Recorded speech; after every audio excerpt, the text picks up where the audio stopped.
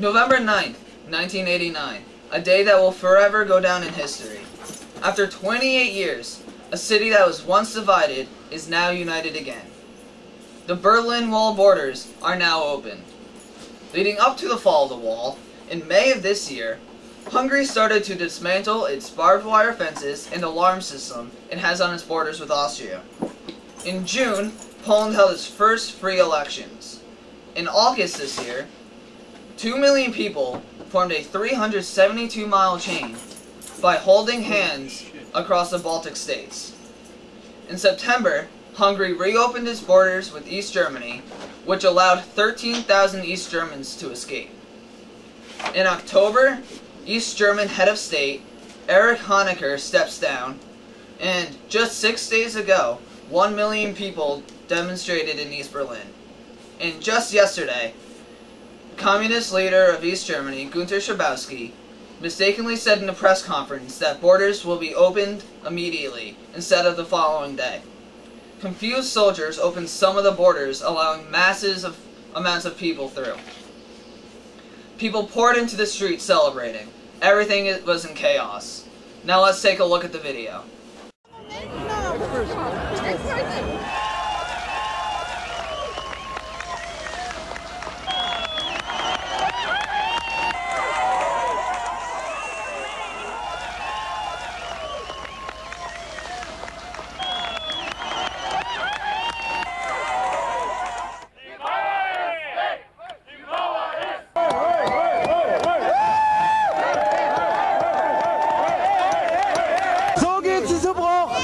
Und nichts anderes! Und nicht das noch nicht!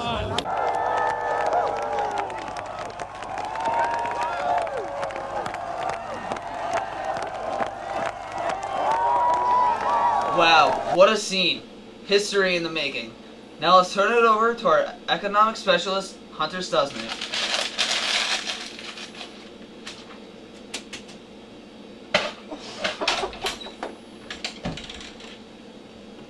Thanks, Peter. The fall of the Berlin Wall comes with new economic problems for the people of West Germany.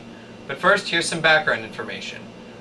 West Germany has had a capitalist economy and East Germany has had a communist one. Before the fall of the wall, West Germany had economic success, growing rapidly with help from other countries in the Marshall Plan. Other countries contributed to West Germany to help the economy so that the people of West Germany would embrace a successful capitalist economy instead of a communist one. Over time, the West Berlin economy became less dependent on aid as its industries grew under the Berlin Economic Development Corporation, which aimed to turn West Berlin into an industrial center large enough to rival London and Madrid. Between 1979 and 1982, the Berlin Economic Development Corporation brought in 85 companies and $300 million in investments. In 1980, the whole gross production of West Berlin was equal to about half the nation of Denmark. While West Germany was thriving, the East German economy was rapidly falling. The East German economy rapidly fell because it had a high population of dependents. 20% of East Germans were over 65 and 22% of the population was under 21. Another problem in East Germany was that it was losing its most valuable citizens, young, economically active people, to the West. Now that the wall is down, as masses of refugees enter the West from the East, the West German local governments are responsible for paying 100 marks as welcome money to every East German coming across the border. The process of integrating both economies is expected to cost more money than initially predicted.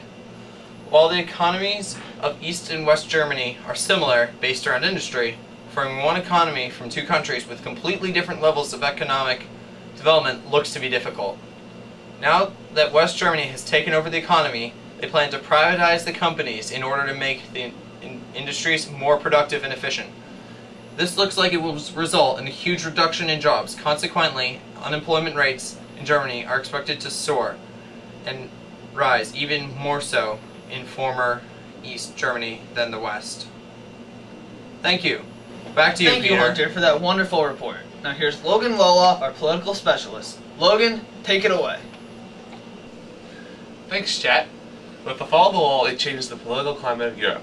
Let's take a look back at previous years. After World War II, the Allied powers split into 4 different sectors across Germany, with the Western powers controlling West Berlin and West Germany, and the Soviets controlling East Berlin and East Germany. This setup caused many problems. It caused the Berlin Blockade, the Marshall Plan, the Berlin Airlift, and the Berlin Ultimatum. From these events, the Berlin Wall was formed. The man responsible for the building of the wall was the SPD's chief, Walter Umbrecht. He built the wall so that East Berliners would sign a separate peace treaty with Russia. With this, he would be able to go to West Berlin and unite the two in a socialist paradise, because he would have Russia supporting him. However, his plan had a flaw, and that was threatening nuclear war between the Soviets and Western powers. This did not work, however, and the people started to attempt to climb over the wall any way they could. This made people less interested in communism and created bad economic and political conditions for the Soviets. Khrushchev steps down and Gorbachev comes to power. Gorbachev's response to this was enacting two reforms: perestroika, which was to reconstruct Russia's economy to make it more efficient, and glasnost, which called for an increase in government and activities. These two reforms did not work, and Russia stayed in a period of stagnation. Ronald Reagan put a large amount of money into military and arms spending, which prompted Russia to do the same. However, Russia couldn't keep up, and this made them go bankrupt. In 1987, Reagan gave this speech. Cue the video. Today I say, as long as this gate is closed, as long as this scar of a wall is permitted to stand, it is not the German question alone that remains open, but the question of freedom for all mankind. In the 1950s, Khrushchev predicted, "We will bury you." But in the West today, we see a free world that has achieved a level of prosperity and well-being unprecedented in all human history. In the communist world, we see failure. There is one sign the Soviets can make that would be unmistakable, that would advance dramatically the cause of freedom and peace. General Secretary Gorbachev, if you seek peace, if you seek prosperity for the Soviet Union and Eastern Europe, if you seek liberalization, come here to this gate. Mr. Gorbachev, open this gate.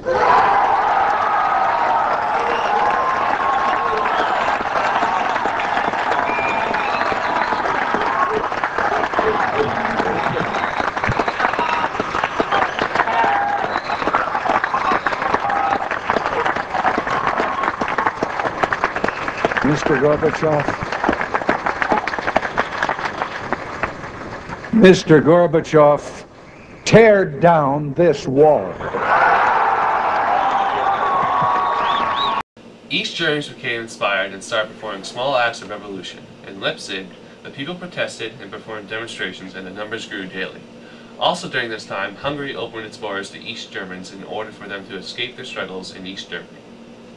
Now, the wall has finally come down! Dun dun dun. Now that the wall is down, it looks like the beginnings of revolution against communism in other Eastern Bloc countries. Germany is now on the path to unification as the GDR and the FRG come together. The fall of the wall could indicate the end of the Cold War. Hopefully, the spread of communism will be contained, stopped, and reversed with new foreign policy in America. With the fall of the wall and the near end to the Cold War, there is talk of a nuclear peace treaty that would officially end the Cold War. Thank you. Back to you, chat. Thank you, Logan, for that wonderful analysis. Now here's Hunter with Stefan Gross, a West Berliner. Take it away, Hunter. What was your life like before the fall of the wall? Es war sehr schlecht. Ich war zweimal von den Kommunisten gefangen. Ich war 15 und 21 Jahre alt. Sie kamen für morgen. Ich war in 1988 entlassen und ich wohnte in West-Berlin. Did you have a role in taking down the wall? Ja, ich ging zu dem Brandenburger Tor und ich sprang auf die Mauer. Der nächste Tag half ich der Mauer zum Boden zu bringen mit einem Hammer und einem Steinmeißel. Thanks for watching the Dirk Report. And this is Peter Chatterton, signing off.